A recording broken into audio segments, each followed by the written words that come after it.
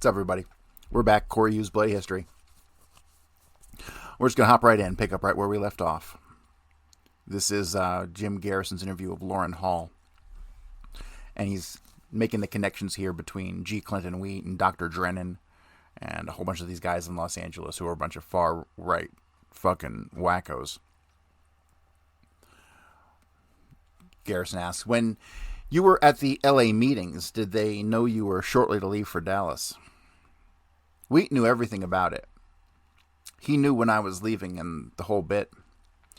Did they know Billy Seymour, any of them? No, I'm positive they'd never met Seymour. I'm wondering about the way your name was later thrown in with Howard. They know Howard. They know Howard. They know you were going to leave with Howard for Miami by way of Dallas. Right. But you feel that they do not know Billy Seymour. No, I'm just positive they didn't know Seymour. It would take Patrick to know Billy Seymour. Right. How about General Walker? You said you knew him. I met him once. Reynolds from. I'm positive that's who it was. That one that got hit in the head, shot in the head, whatever it was. That's an interesting story, and we'll get into it at one time. Warren Reynolds. I think that's who it was. I was in Dallas, Texas, and Patrick and myself was there, and the first place we went the day after we got there was Morris. He's an attorney, and he's in the Adolfo building. Robert Morris. We were in his office. Who took you to Robert Morris? Patrick. Patrick knew right where to go. In fact, he called him on the phone, and we went right up there. He says something about, would you like to meet General Walker or something like this? And Patrick said, yes. This is one of the fellows we want to see. So he says, let me call this fellow here because he's a friend of Walker's. So he calls him, and I do know that he was a used car salesman, and he made the appointment for us to go there. You went out to Warren Reynolds' used car lot. No, he met us, as I recall. I remember that we met him, but I'll be goddamn if I can remember where we met him. Because I remember he even talked about, quote, I'm getting supplies and sending them down to Miami. Now, there isn't much stuff that I can get, but I can get, like, food stuff. Who said this? This used car salesman, Warren Reynolds. Now, just to remind everybody, from like I mentioned on the last episode, Warren Reynolds was a witness to the Tippit shooting, allegedly, right? So, weird coincidence, huh? And he says, I'm getting, like, used clothes and food and medical supplies, and I'm sending them to Miami. This is the address that I'm sending them to, and he gave it to Patrick, and I don't know who he was sending the stuff to.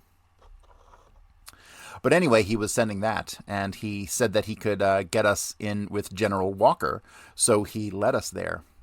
Boats Welch and his wife, Patrick and myself, all drove up there, and I think we followed Reynolds to Walker's house, and then we all went into Walker's house, and then we sat down in the room, and Patrick was telling him about his group down there, No Name Key, and Walker said something about the fact that I could have had command of Vietnam if I would have had wanted it, because I could have had the Special Forces deal over there.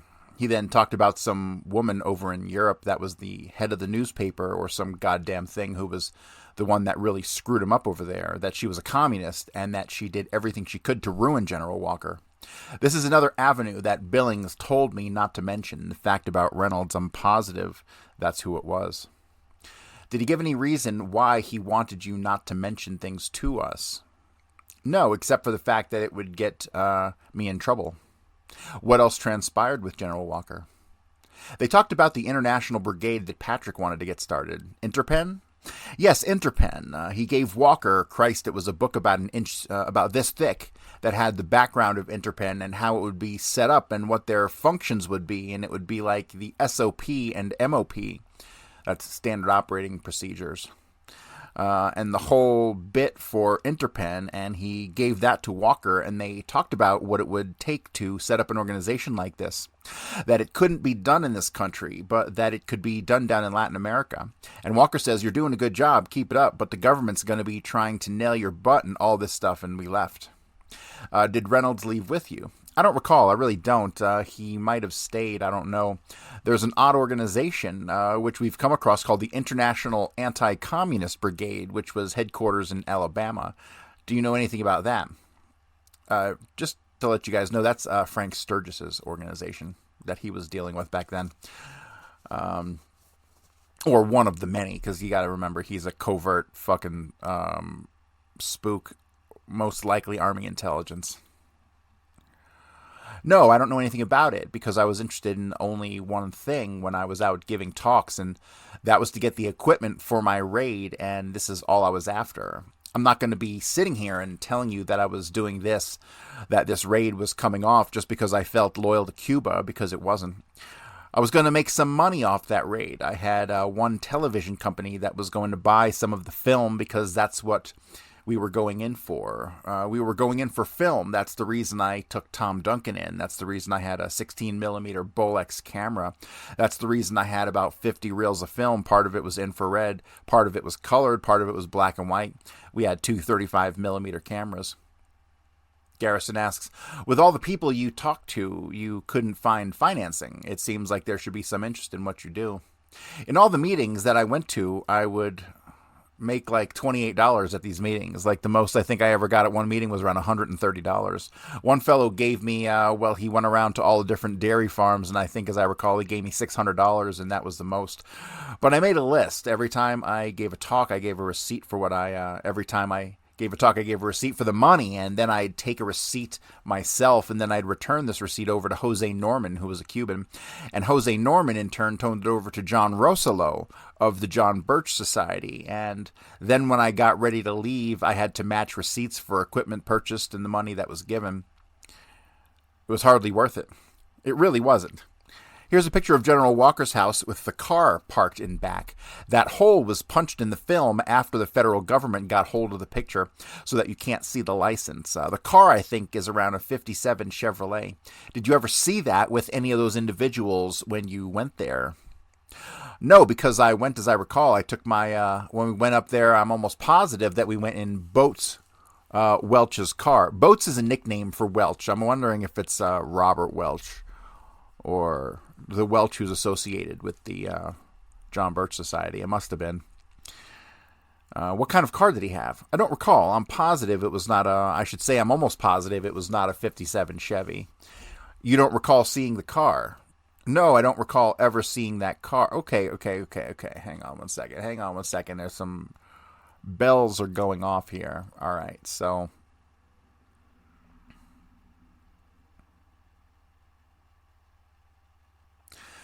he's mentioning here that Boats Welch is the guy who was.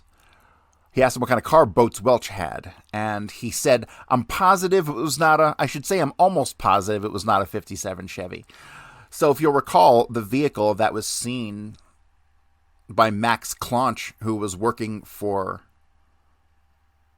General Walker, said that he saw what he believed to have been a 1958 Chevy circling the area with a dark-skinned Latino driving.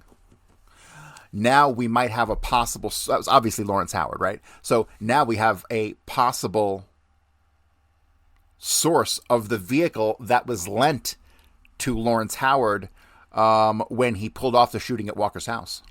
Because remember, Kirk Coleman, the 14-year-old neighbor of Walker, stated that he believed the car was a 57 or 58 Chevy. Or one of them said it was a 57, the other one said it was a 58, but give me a fucking break. How different could a 57 and a 58 Chevy have been from each other? Not very. Not very. 57 Chevy is iconic because that was the first year of that design, if I'm not mistaken. Therefore, 58 wouldn't have been any fucking different.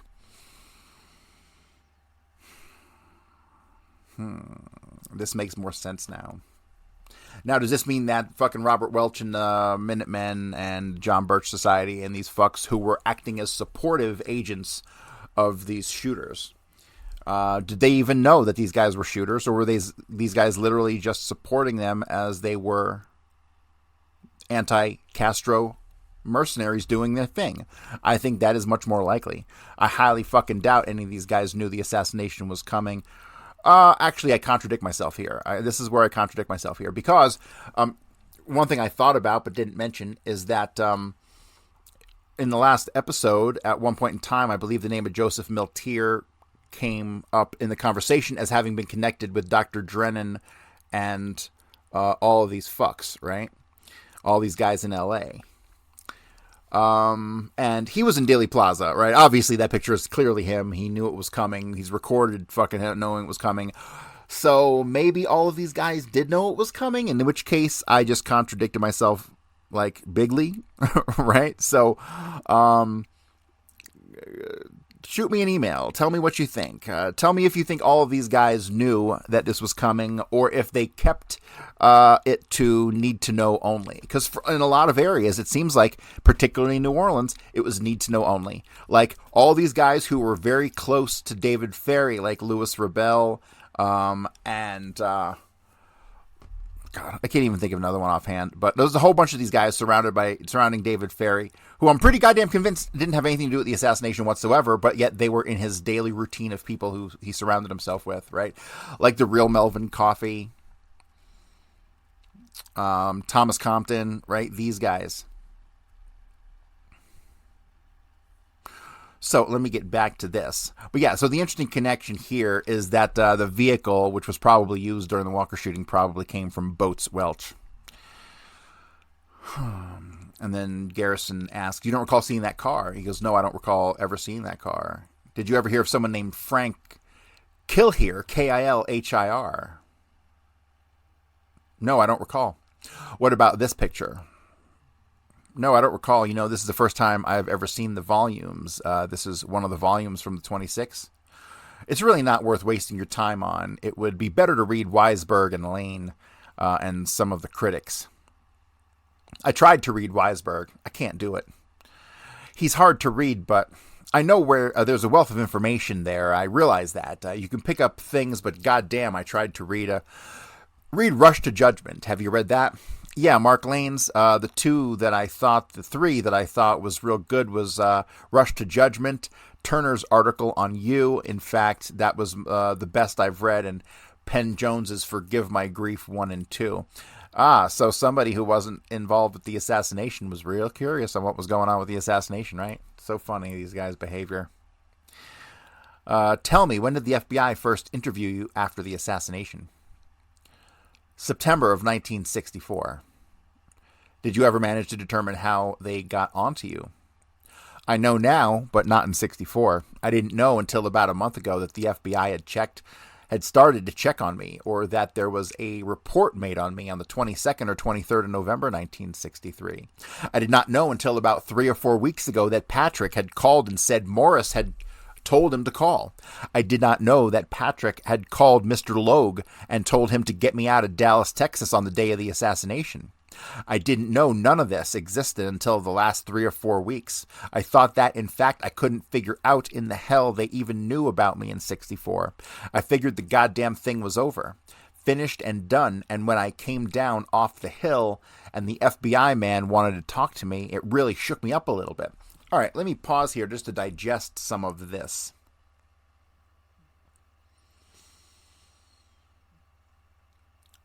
I did not know until about 3 or 4 weeks ago that Patrick had called and said Morris had told him to call. I did not know that Patrick had called Mr. Logue and told him to get me out of Dallas, Texas on the day of the assassination. Okay, so what can we derive from this? So it was obviously written about in one of these books by Weisberg or Lane.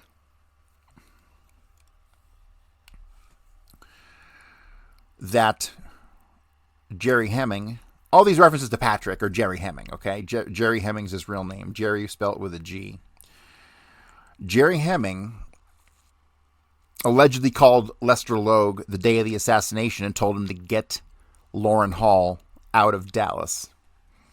That would imply that Hemming knew Hall was in Dallas. That would imply that Lester Logue knew Hall was in Dallas. That would imply that there was some panicked reason that should be had by one or both of these men to get Hall out of Dallas. Why would they be panicking to get Hall out of Dallas? When did Patrick find out that Hall had picked up the rifle from Richard Hathcock in Los Angeles, which he picked up 4 or 5 days before the assassination? It probably was not the day of the assassination. I don't know when it was. He must have talked to Richard Hathcock very shortly after the assassination. I feel like we covered this on a previous episode, but there's just so much data. Sometimes it's hard to recall these little things.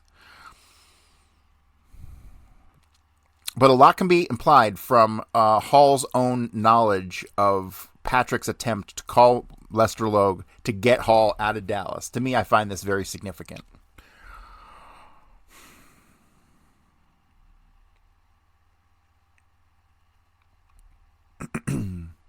Have you ever read those FBI reports? I read one where it said, yes, I knew Mrs. Odio, and then I say, no, I don't know Mrs. Odio. What a dumb fuck this guy is.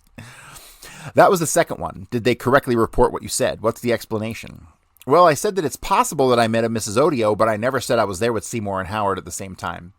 Someone goes so far as to say in one of the reports that I knew her parents or something in prison in Cuba. Is that in one of the... That's what the person at Mrs. Odio says. Well, you see, I wasn't even in Cuba in 1960. I got out of Cuba, I think, in September. But interesting thing is that you do state, it says, Hall stated that this Cuban woman lived in apartment A of the same apartment located on Magellan Circle where a Cuban friend of his by the name of Kiki Farrar lived. Okay, so they keep spelling Farrar different. Sometimes it's F-E-R-R-O-R, and sometimes it's F-E-R-R-E-R. I'm pretty confident it's F-E-R-R-E-R, not O-R. Okay, so now Hall's answer, this is, holy shit, this should be good. Now here's how that came about. Dun, dun, dun. He said, do you know a Mrs. Odio? And I said, it's quite possible I do. I don't know. And what about Magellan Circle?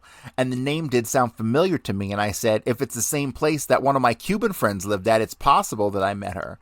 And he said, what were the circumstances on this? So I explained to him that it was one of the new apartment buildings, you know, one of the new modern type. And it was a square deal. And it was in the center was, I think, a swimming pool and an open area. Like he lived on the north side of the apartment building close to the front entrance. And I remember one time that I did ask a lady, I think she was about 40, I'd say in her late 40s, and I asked her where this person lived, and she told me, so I went and knocked on the door, and I went in, but I never met any other woman there, and I was in there twice, and I still don't know if that was the name of the street or not, Magellan Circle. Okay, I gotta stop right now because I'm gonna burst out fucking laughing. Oh, fuck. This is like he just gave an in-detailed story, as was related already to the FBI, and then he's like, oh, but I don't know, you know, it's like, it's exactly like fucking John Kirby when, the fucking Russian, they give a warning about the Russian terror attack, right? Like 2 weeks ago. And then when he's asked about it today, he's like, oh, but that wasn't related. Right? That wasn't related to what just happened. Oh, fuck you. Right? So that's exactly what's going on here. God, this is fucking hilarious. What were the circumstances on this? So I explained to him that it was one of the new apartment buildings, and he gives such excruciating detail on the apartment complex in which he went where he met with Mrs. Odio, right? Now, how do we know that he did meet with Mrs. Odio? Because Mrs. Odio describes fucking 3 people, right? And the 3 people have an identical match to Lawrence Howard, Loran Hall, and William Seymour. God, this just cracks me the fuck up. But he gives such an in-depth, detailed description of where he went. And he's like, yeah, he went to the apartment close to the front entrance. And I remember the one time I did ask a lady, I think she was about 40 in her late 40s. And I asked her where this person lived. And she told me. So I went and knocked on the door and I went in. But I never met any other woman there. And I was in there twice. And I still don't know if that was the name of the street or not, Magellan Circle. I'd sure as hell like to find out if it was. He came back later and wanted to know where it was at. And I said, to the best that I can recall, it was North Magnum store. Isn't it Magnum, the big store in Dallas? Anyway, I told him it was approximately 12 to 14 blocks north of that and about 10 or 12 blocks to the west of it. So he's giving this disgustingly in detailed description of where he went, which is where Sylvia Odio lived, right? But then he's like, nah, it wasn't me. That's fucking great. You see, what happened is, and I'll explain why the first time he fucking gave such a detailed explanation and told the truth. In the interview from, what was it, September the 16th, I believe, of 1964, before he was re-interviewed on September 20th of 1964. But he didn't know the relevance, and he had to have talked to somebody. He had to talk to Lawrence Howard or William Seymour and told him about that. And they were like, what are you doing, you dumb fuck? You just told him that we were there? That wasn't supposed to be us. That was supposed to be Oswald, right? And so that's I think, what happened. He was so stupid and didn't realize the implication of what he was saying because it was just part of one of the, he didn't realize anything different about that incident because he's partially a moron, right? And so the incident happens. He admits to it. Then he talks to Howard or Seymour, and they're like, oh my God, you dumb fuck, I can't believe you did that. So then he has to go fuck and backtrack. I wouldn't even be surprised if he called the FBI and recalled them to come to the interview on the 20th of September, 1964, in order to clarify what he now remembers, right? Jesus fucking Christ. Like, the fact that goddamn, it was the three of these guys at Sylvia Odio's is like, you can take that to the fucking bank, okay? And then Garrison says, Kiki Ferrer did live on. And Hall says, that was not his name. I thought that was his name, but I'm almost positive that it wasn't. Do you suppose that they got that from Kiki Masferrer? I don't know. I think Kiki Masferrer's name is in there. There's a Kiki Ferrer. They took the mass off. What about this says that, quote, Hall said that they contacted 3 professors at the university in Dallas who were Cuban refugees. One of the professors was named, end quote. So Jim Garrison is confronting Hall once again. He's like, oh, really? So they just happened to take the mass off and got a completely different name, right? So then Hall says, I said that. I said that I thought possibly that one's name was Odio. This Cuban that lived there in this apartment house took me out there. And this is when I was trying to, I talked to Logue, and we were talking about setting up a Cuban government in exile and getting all of the raider groups together that we could. Go ahead and pull the invasion into Cuba, hold an area for like 24 hours, and then get on the radios and everything with the president of the Cuban exiles in Cuba and ask for assistance from the OAS and from the United Nations. And what I was trying to do was get support from these 3 professors to try to help write up a constitution and all that stuff, and would be it. And would they back this thing? And this is what I went to see them for. Garrison says, let me go back to California for a moment. When you were with these people, did any of them indicate they knew General Walker? Not that I recall that they knew him, but they knew of him and they were interested in him. Did they know anybody else in Dallas like Mr. Morris? I'm positive they knew Morris. I know there was even talk about someone in California. I don't know who in the hell it was, but they said he just got back from China.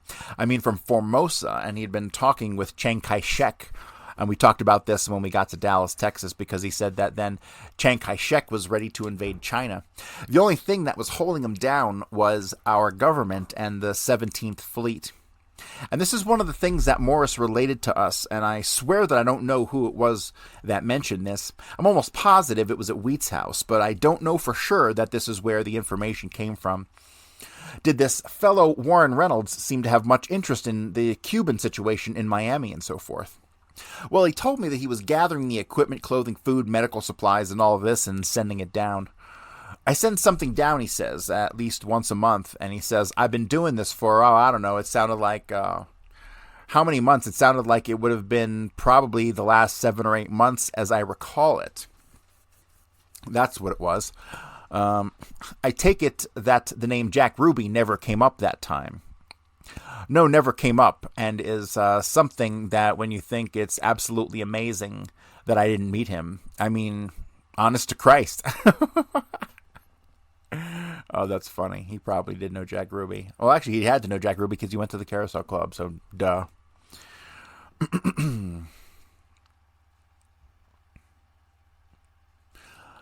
Garrison then says he was connected to Warren Reynolds. So Warren Reynolds was a witness of the Tippit shooting aftermath. He's connected to Loran Hall and all these right-wing lunatics out in California, and he is connected to Jack Ruby.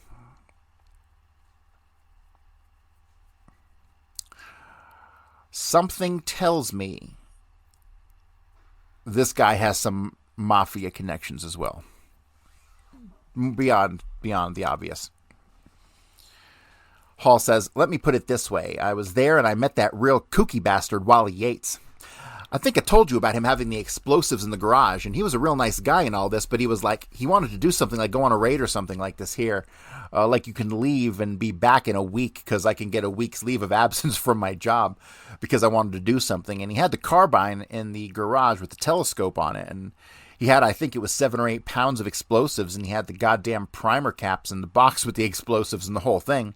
And like I finally talked him into the notion of taking that shit out and burying it, because it was like this could blow up his wife and kid up. I went with him out looking for equipment one time, and we looked at 4 or 5 different arms stores there in Dallas, Texas. And like one of them could have said, go to Jack Ruby, but they didn't. Like it's a damn miracle that Logue didn't know of Jack Ruby. And did Yates take you to Honest Joe's? Oh my God. One of these fucking days, Honest Joe. One of these days, Honest Joe. I don't know the names of the arms places where I went, but we went to hell 5 or 6. Did he ever take you to a real strange looking kind of pawn shop? Yeah, they didn't have anything there I wanted. Like I wanted automatic weapons. Reuben Goldstein. All right, let me fucking pause right here, okay? Because Reuben Goldstein has been one of these characters in the loop doing stuff on November 22nd. His vehicle, his little station wagon with the Honest Joe's advertising all over it was seen all over the place that day, to the point where it's even listed in the official White House documentation of the motorcade, right? Not listed as one of the vehicles in it, but listed in the superfluous extra notes at the back end of the thing. What recently caught my attention and possibly clicked for me was the timing of the last sighting of Honest Joe's station wagon, and presumably Honest Joe himself, Reuben Goldstein, although we don't know who was driving it. It could have been anybody. But, so check this out. This is the timing, okay? The timing of Honest Joe's station wagon, the last time it was seen. So, how do I say this? We have the Jerry Belknap, the epileptic, who has his alleged seizure, right? And then the ambulance comes and picks him up. Witnesses who saw that said that the motorcade entered into Dealey Plaza on Main Street just as the ambulance was taking off. Okay, so imagine that timing. Kennedy shot exactly at 12:30, right as it turns 12:30. So it's 12:29, 12:30 that the motorcade is making it to the corner of Main and Houston. Okay, so it is at this moment that witnesses said the ambulance takes off from in front of the Grassy Knoll area. It is between the time that the ambulance leaves and the motorcade makes it to that intersection that Honest Joe's station wagon is seen directly in front of the book depository on the side road that cut in front of the book depository and led to the parking lot, right? So, what does this tell me?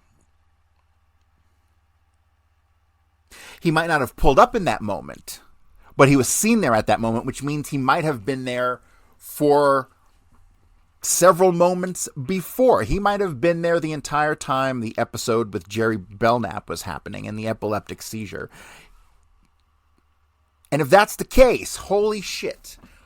Okay, holy shit. Let's see if we can walk through this.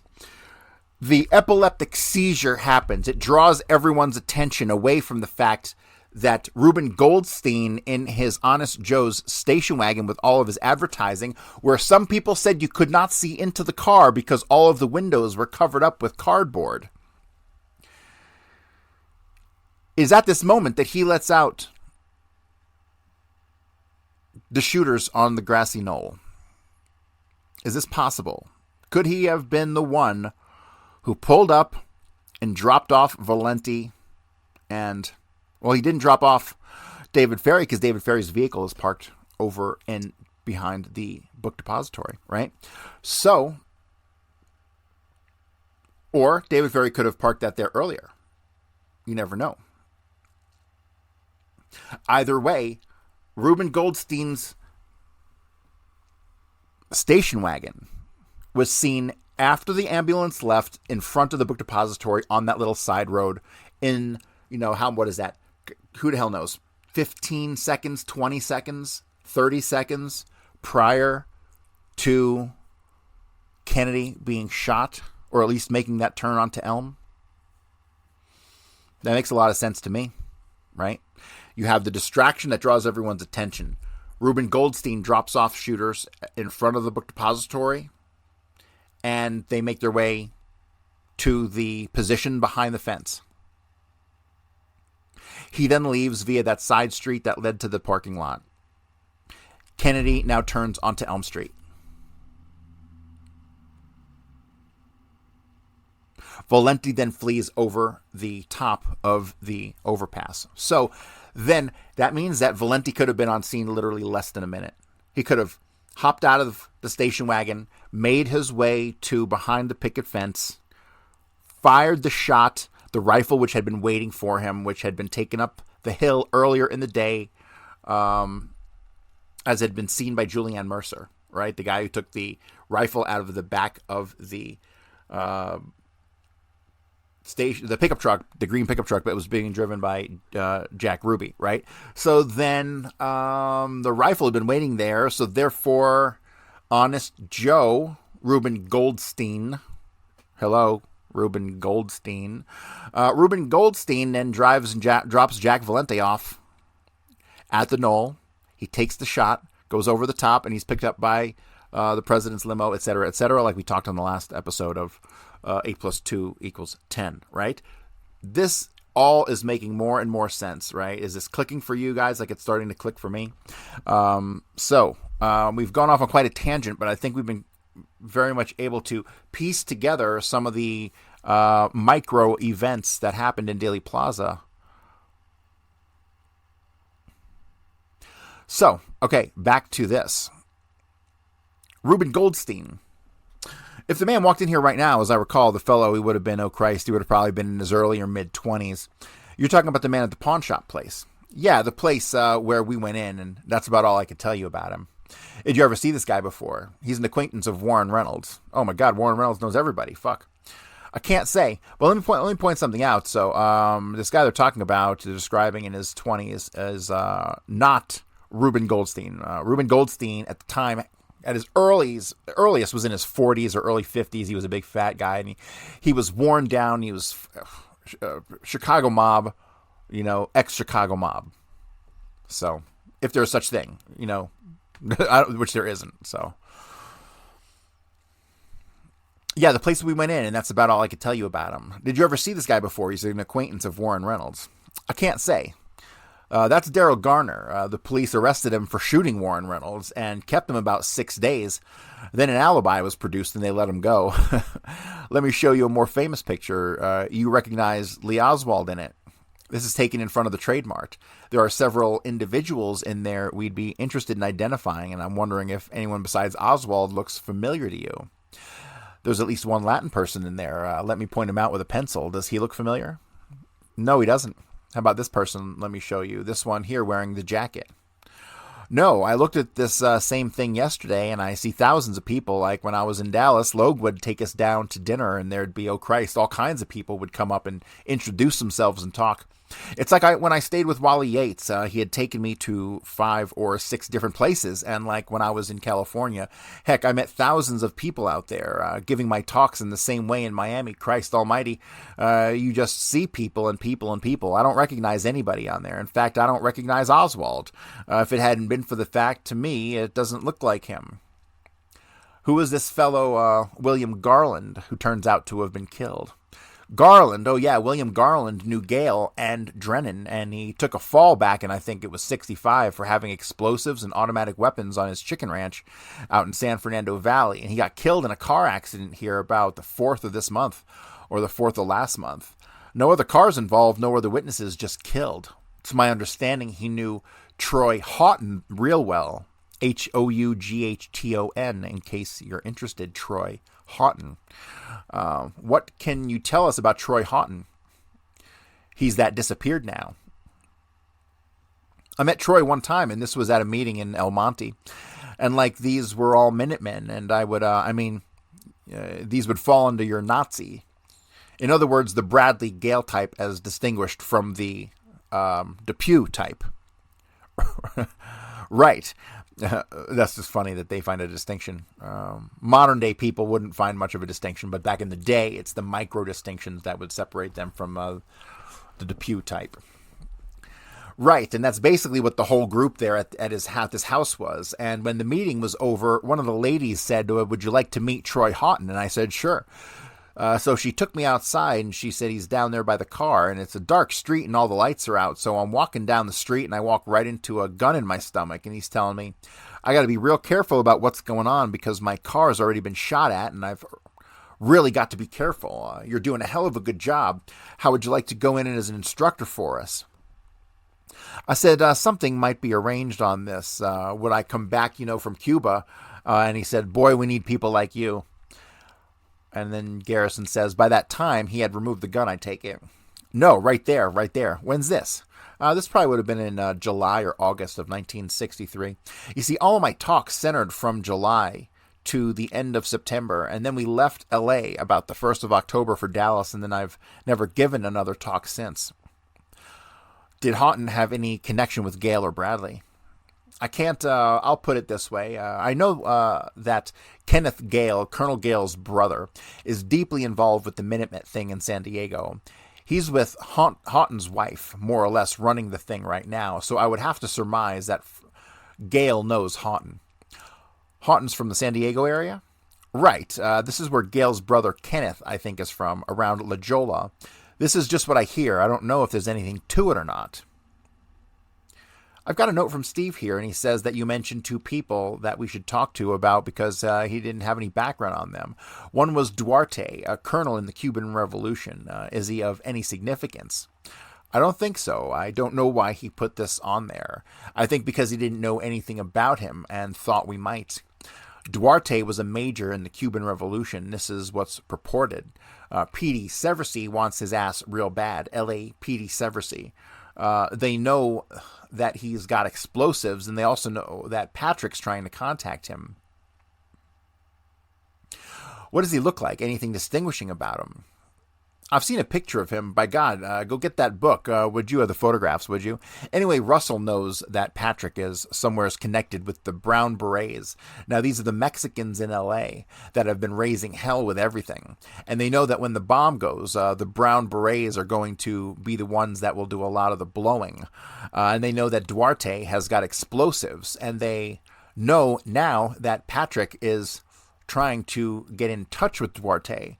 And what they're afraid of now is Patrick is going to get in contact with Duarte, get the explosives, give them to the Brown Berets, and then the whole shittery is going to blow up. And this comes from Severcy. You saw a picture that looked like him? There's a possibility because I just, even if it's close, it can help us, Skip. Give us an idea of what he looks like. Lou, do you have the photograph of Patrick's Raiders on which we have put the names of each one around the side? Gary's got it. I wonder what he would be doing with it. He took it to verify with his friends the other day to make sure it was marked properly. Where's Gary now?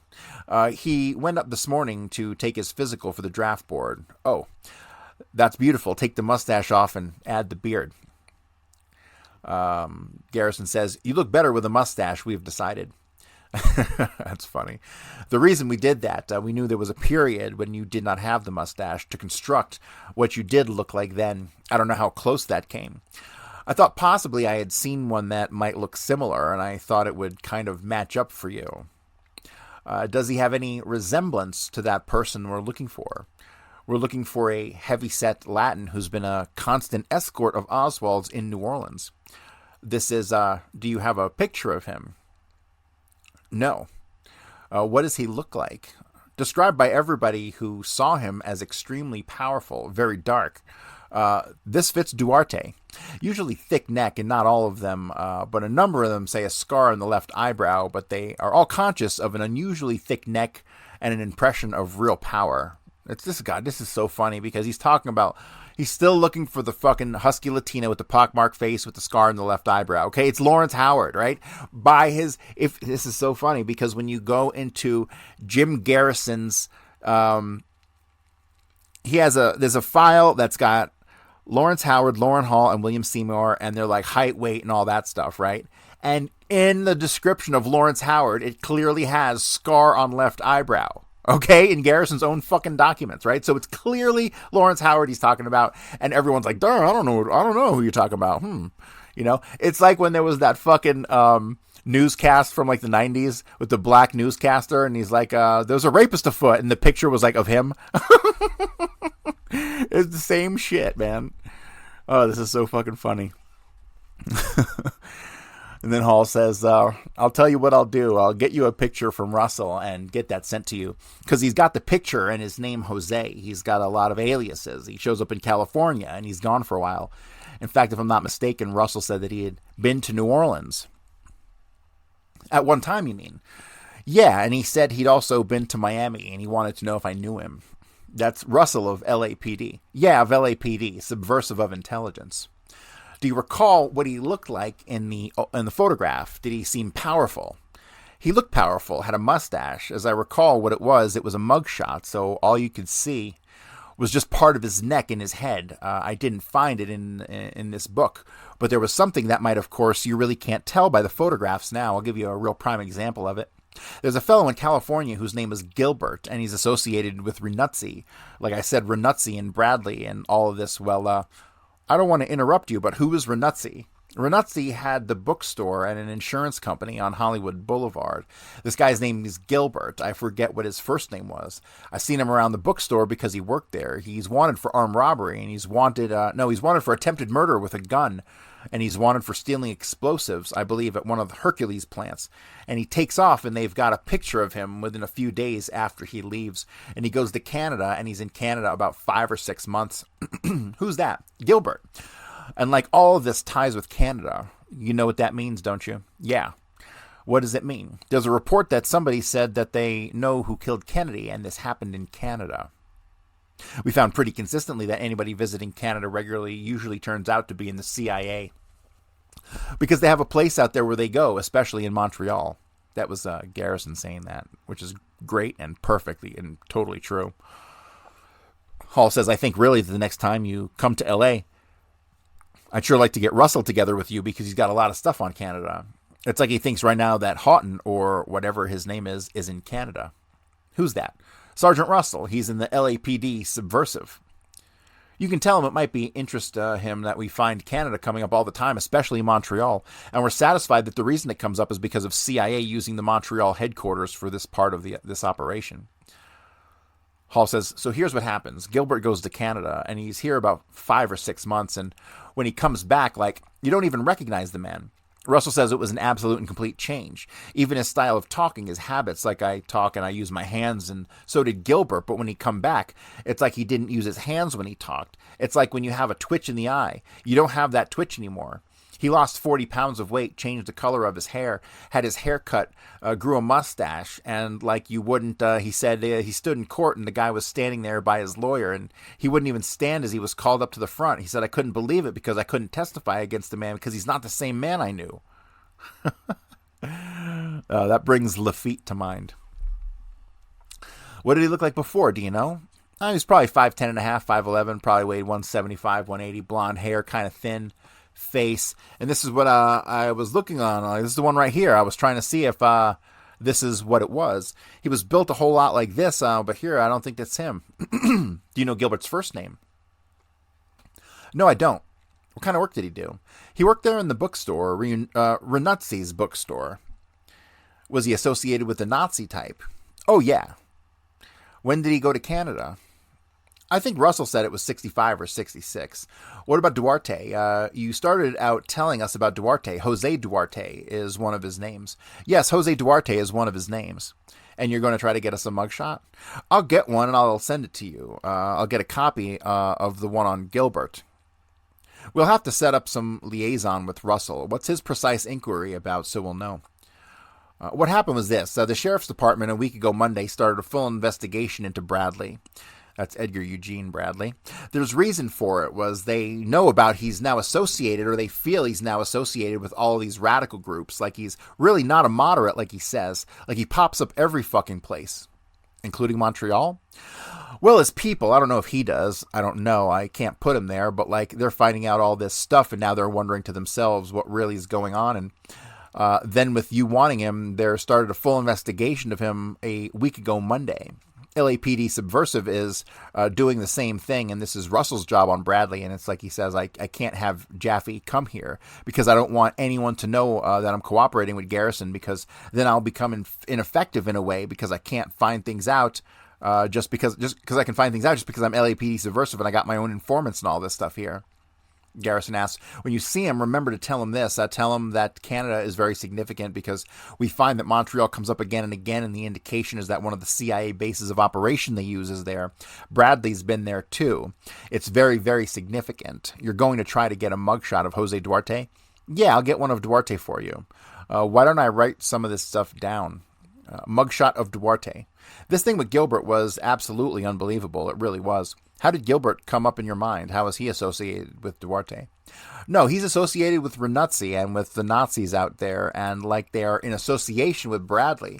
And he's doing 2 to 10, no, 2 to 20, because he's got 1 to 10s thrown at him. Who's that? Gilbert. We've got a mugshot of him as he looks now. Yeah, I'll get one of each. Okay, because he's got one of each. How about Carlton Weston Johnson? Is that significant? Oh, yeah, Carlton Weston Johnson. And the way this came up was I mentioned the fact that I went out to a gun store out around the Fullerton area, the Riverside area, and that this fellow who had the gun shop at had a Mexican friend who had stolen some AR-14s, and he referred me over to Juan Erquiaga's place and gave me Erquiaga's address. And when I went over there, this Weston Johnson was there. And he had a gun store out, I think, Santa Ana, and Russell says that he owned a Rambler wagon and that he went into Arizona quite a bit of the time in 63. They went on a caravan one time and they knew about it in 63. Is Carlton Weston Johnson associated with the Nazi group? Yeah. What model wagon does he have? I got it written down. Did he have gun racks on it? I mean, a luggage rack. I don't know. The name is Carlton Weston Johnson. It's a 60 Rambler wagon, and he's owned it since 60. Do you know the color? I don't know the color. Russell says he thought it was either beige or one of those colors like that. Where would he be living now? In L.A. What about Crespi? Nico Crespi.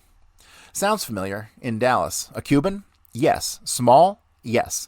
This is the one I was telling you about. Instead of being with Kiki Ferrer, it was Nico Crespi. That was him. Is his folks in Mexico? I don't know. This is Garrison speaking. I don't know if they made that substitution. That would be interesting to us. Is it possible that you said Nico Crespi and they changed the name?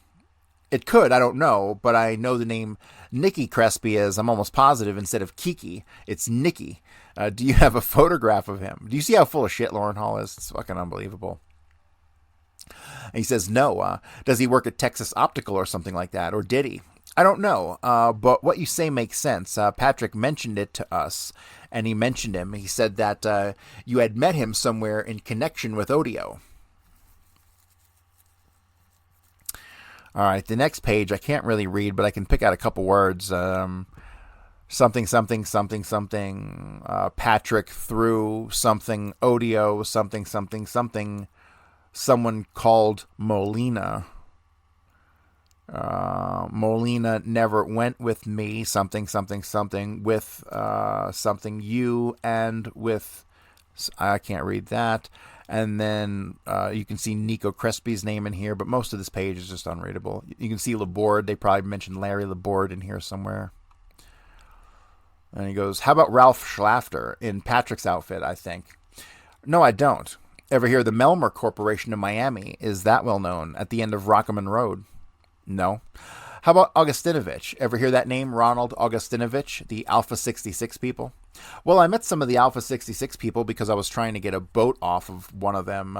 Is he an old man? No, he's about 34. No, there was another name that, who in the hell was it that brought it up? I think Steve brought it up. Clinton Hampton? Yeah, Clinton Hampton. Do you have a photograph of him? Yeah, we've got a photograph of Hampton. He looks a whole lot like this here, but yet not quite. How about color? He was, I would say, he was not Mexican appearing, but dark complexion. Do you want a non-Havana cigar? If you're like me, you're really ruined. None of them are the same as Havana. They're like paper. I get Havana every once in a while. It's all the difference in the world, isn't it?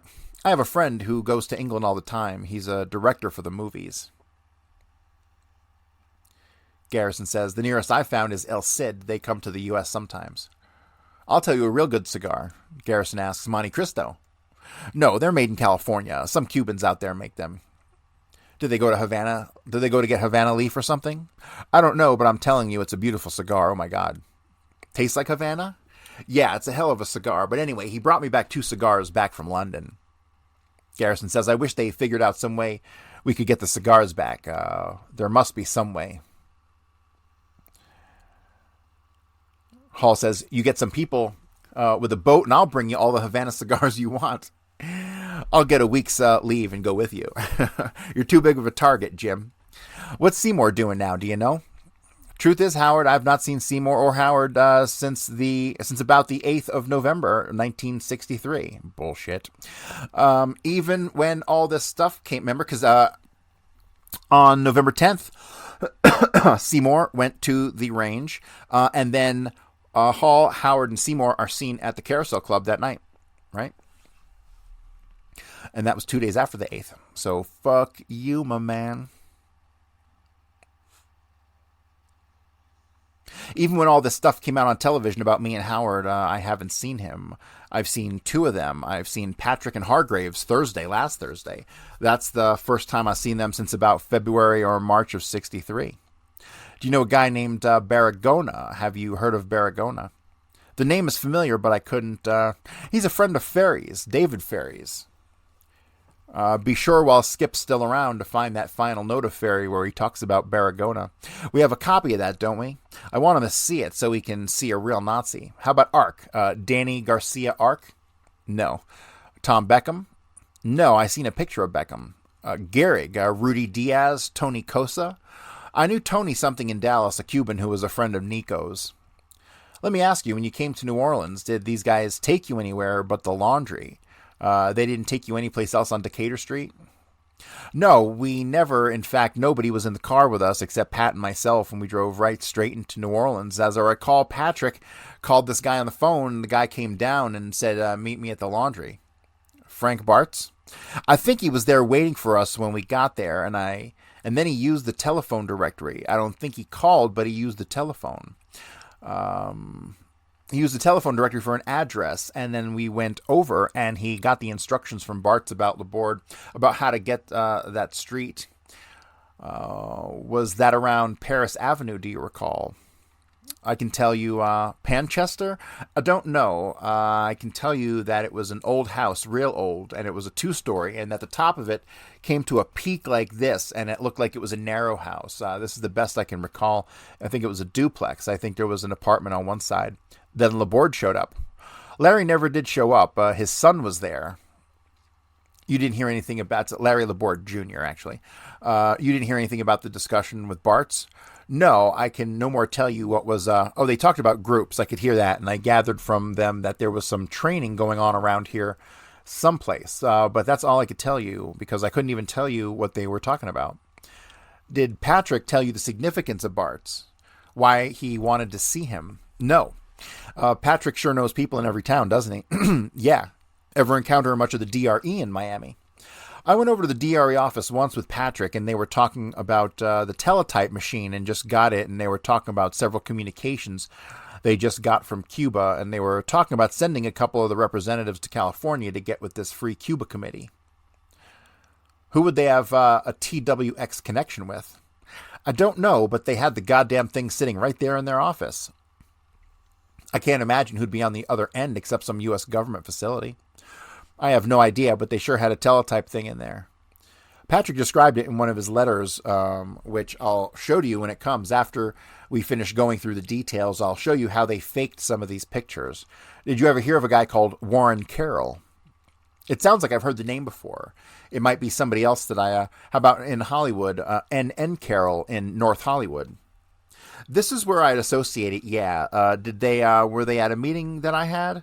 No, this is connected with a North Hollywood group. That's the only way this comes up. I gave a talk, I think, 2 or 3 talks in the North Hollywood area, like at Toluca Lake, and the name Carroll, goddamn, how does that, because the name, now that you've said North Hollywood, it fits, I can remember. It's just one of an accumulation of names. All we have is North Hollywood, California, and everyone who comes up in North Hollywood seems to be in that group.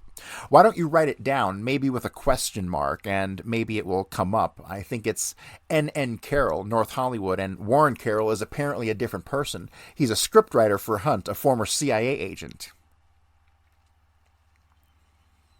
Interesting. N.L. Butler. Not that I recall. Patrick Crowley? No, I tried to get them, but I never managed to get the ones that had the money. The International Anti-Communist Brigade is located in Fairhope, Alabama. I wonder how many people are in that. Charles J. Hirsch, North Hollywood, California. How does that come up, Tom? Is that one of Ruby's calls? That's a relative to Ruby. That's an in-law, I think. That's one of the in-laws. That's Ruby's relative. In-law. Ever hear of Alexander Gruber? Uh-oh. Here we go. Nope. How about Jose Antonio Lanusa of the DRE in Miami? His name probably doesn't mean anything to me. I met there. There probably was let me pause right here, okay? So Jim Garrison in 1968 knew about Al Gruber. He probably knew of Al Gruber because he knew that Al Gruber was from L.A., and that Al Gruber had met with Jack Ruby 3 weeks before the assassination. I don't know if Jim Garrison was aware that the first phone call Jack Ruby made after Oswald was arrested was to Al Gruber. Not sure if he's aware of that. Obviously, Al Gruber is the one who gave the order to shoot Oswald.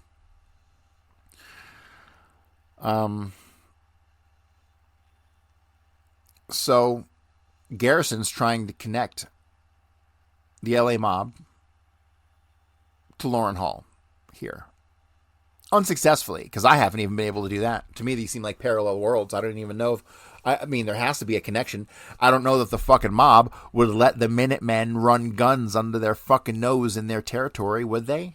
That's a good question. I really don't know the answer to that one. That needs some pondering. Ever hear of Alexander Gruber? No. How about Jose Antonio Lanusa of the DRE in Miami? His name doesn't mean anything to me. I met there was probably... here's a fellow that worked for Texas Instrument Company named Charles Clear, Klihr. It says friend of General Walker. As the FBI explains, he's the owner of the 57 Chevy with the license plate cut out.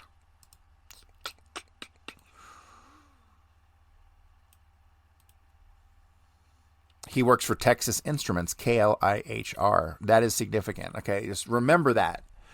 The 57 Chevy that the license plate was cut out, that was sitting in the driveway in the picture of the rear of General Walker's house, was owned by Charles Clear, Klihr. Good to know. Isn't this where Nico Crespi worked? No, I don't know anything more about Nico Crespi than I've already said, other than he was a Cuban living in Dallas. Is he still living there? I don't know. We haven't dug into that. I think he might be quite an interesting character. I really don't want to go to Dallas to get into it myself. I'm afraid I'd wound up in trouble. Ever hear of a guy named D.H. McFadden? McFadin. Is he a preacher or somebody that gives speeches or something? We don't know, except that he's an individual who had a room in Dallas at the time of the assassination, and after he checked out, 3 shells were found in his room. Nobody knows anything else about him. That's enough to be of some small interest. What was the name? It's probably not a real name, but D.H. McFadden. These are just loose names we're giving you so they won't all be coordinated. Did you ever know Louis McWillie in Cuba? No, wait a minute. Now, let me get back off from that. I was in prison with Santo Trafficante. It says Trafficati, but it's Santos Trafficante, who was the big wheel of the mafia over there. And there was another fellow in there with him, and I don't know what his name was.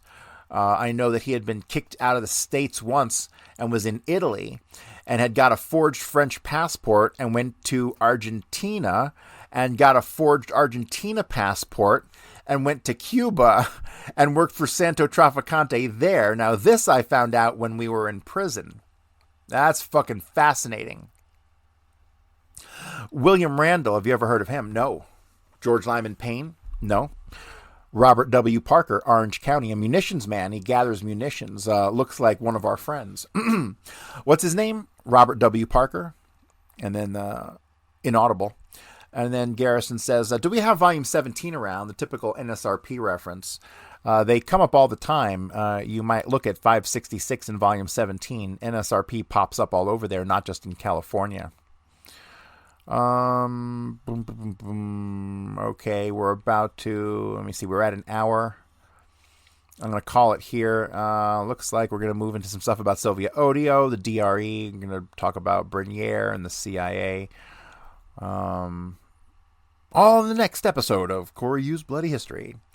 We're on page 38 of 51, and so we'll probably wrap this up tomorrow, and then I will hop right into this motherfucking unbelievably long and grueling interview of Loran Hall done by Harold Weisberg. And if we haven't read enough Weisberg stuff for you to see how fucking anally retentive this guy was, and how he was so pompous and thought he was smarter than everybody else,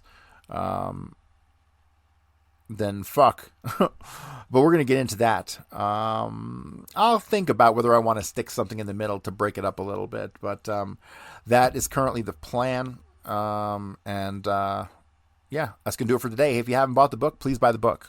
Okay? Please buy the book. The book is the foundation of everything we do here. So, and that's going to do it for me.